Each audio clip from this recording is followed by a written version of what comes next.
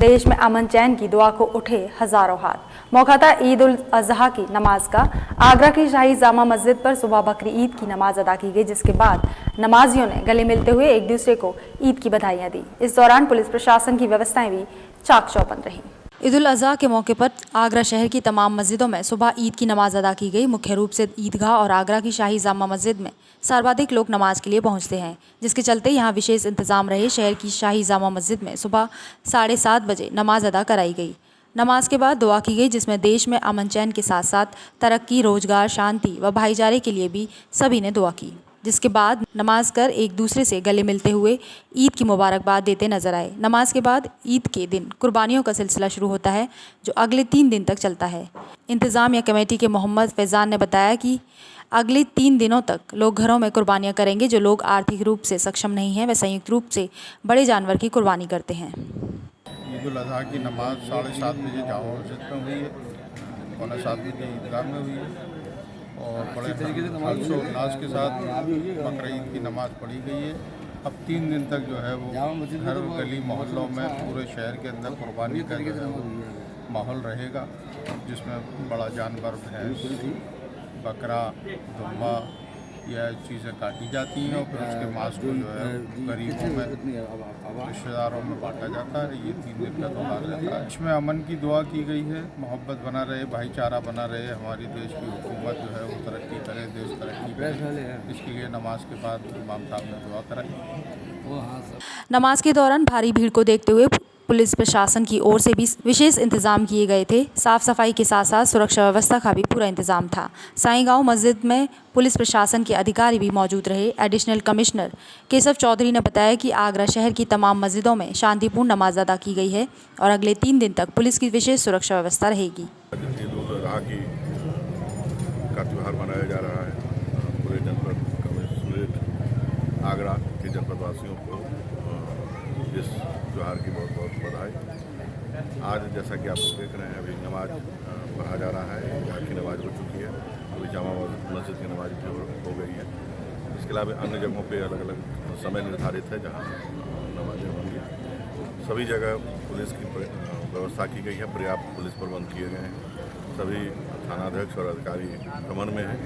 आज का जो त्यौहार है, इसमें नमाज के बाद कुर्बानियाँ दी जाएंगी, तो जो भी चिन्हित स्थल हैं कोई वहीं पर कुर्बानियाँ दी जाएंगी। इसके लिए सभी को निर्देशित किया गया है और अभी लगातार 3 दिनों तक ये कार्यक्रम चलेगा। इसमें कुशलता बनाए रखने के लिए, शांति बनाए रखने के लिए पुलिस लगातार मुस्तैद रहेगी।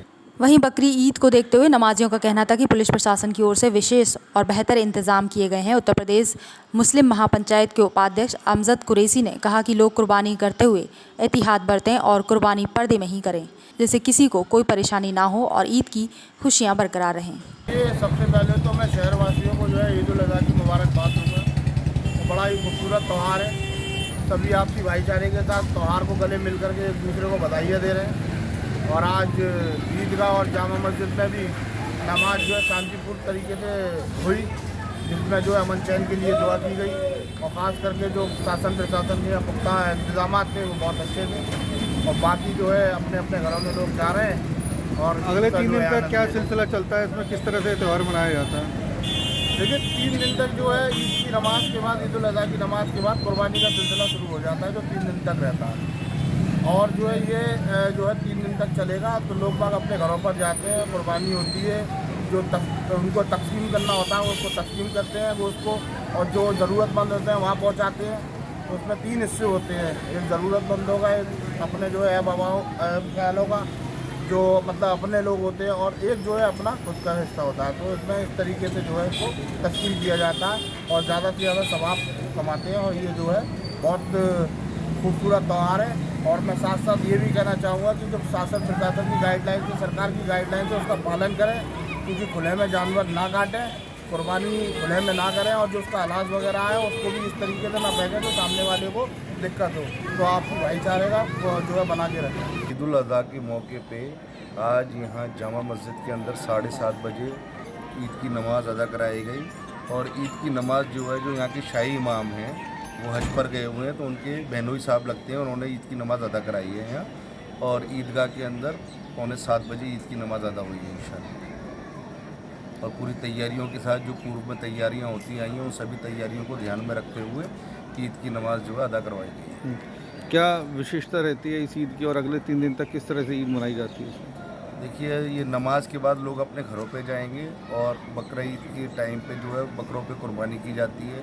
अपने अपने हिसाब से लोग अपने अपने तरीके से जानवर को परचेज़ करते हैं और जो लोग जानवर घर में खुद कुर्बानी नहीं कर सकते हैं तो मदरसात के अंदर जो है हिस्से दे देते हैं। हिस्सा ऐसे होता है कि जैसे एक जानवर भैंस मान लीजिए आप, तो उसके अंदर 7 हिस्से माने जाते हैं। अगर वो 30,000 रुपये की है तो उसको डिवाइडेड बाय 7 कर दीजिए, तो जो कैलकुलेशन अमाउंट का निकल के आता है वो एक हिस्से के ले लिए जाते हैं तो उसकी कुर्बानी मानी जाती है। नमाज के वक्त मस्जिदों के आसपास खाने पीने की तमाम दुकानें व ठेले आदि लगे थे। नमाज के बाद वापस जाते हुए नमाजी ज़कात देते हुए भी नजर आए। आगरा शहर की तमाम मस्जिदों में सुबह 6:30 बजे से नमाजें शुरू हो गई थी, लगभग 9 बजे तक चली। इस दौरान विभिन्न राजनीतिक दलों के पदाधिकारी भी मस्जिदों में पहुंचे और यहां से गुजर रहे नमाजियों से गले मिलकर ईद की मुबारकबाद भी दी।